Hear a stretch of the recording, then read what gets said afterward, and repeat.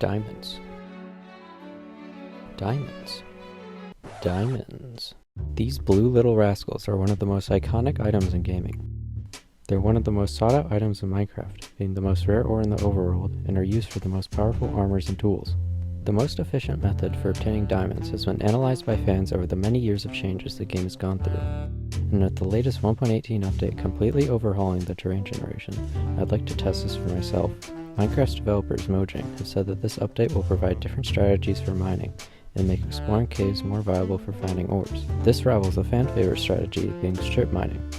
Strip mining involves mining at a specific depth that diamonds generate the most at, in a completely straight line. So, how do we get these sweet blue crystals? For this experiment, we will compare diamond yield for strip mining and caving, which is exploring natural caves and searching for exposed ores.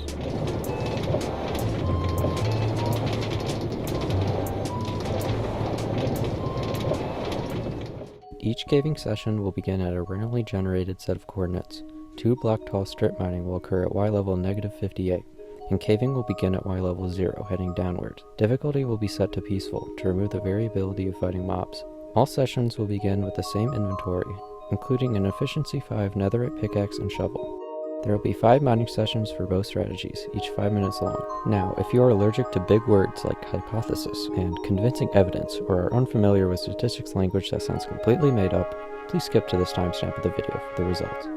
With that being said, time to do an inference procedure.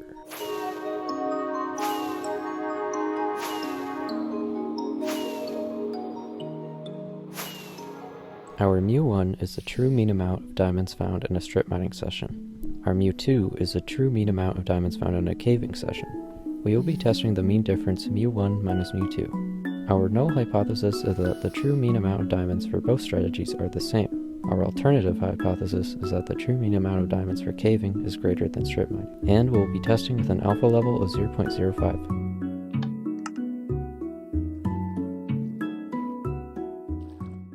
I'll be doing a 2-sample t-test for the difference in mu1 and mu2. Here are my checks. I have 2 random samples of coordinates for 5 strip mining and 5 caving sessions. 5 times 10 equals 50, which is lower than all sets of coordinates in a Minecraft world. And finally, 5 is lower than 30, which doesn't fulfill the central limit theorem. However, I found out later that box plots for both samples have no strong skew or outliers, so we'll proceed with caution.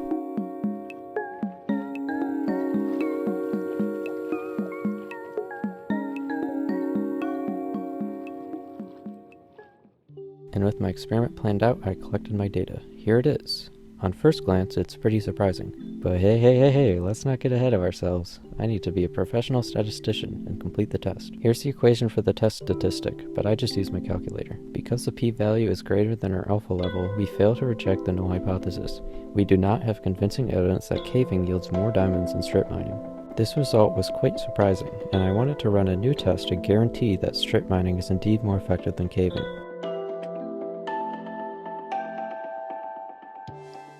So I ran the same test but flipped the alternative hypothesis, so that mu1 is greater than mu2. Because the p-value is less than our alpha level, we reject the null hypothesis. We have convincing evidence that strip mining yields more diamonds than caving. In normal people words, it turns out that strip mining is more effective than caving for finding diamonds, despite the terrain generation overhaul. In addition, this experiment didn't even factor in having to fight mobs while caving, which makes it significantly more dangerous and takes more time. So what can we conclude for the average player? Strip mining is generally better, but this doesn't factor in how people may enjoy exploring caves more than becoming the victim of claustrophobia, packed in stone and holding a button. This experiment also did not factor in different subtypes of strip mining, like 2 block tall versus 3 block tall tunnels, and what Y level to mine it. This topic is certainly covered by other community members, with answers you can find on your own. Thank you for watching.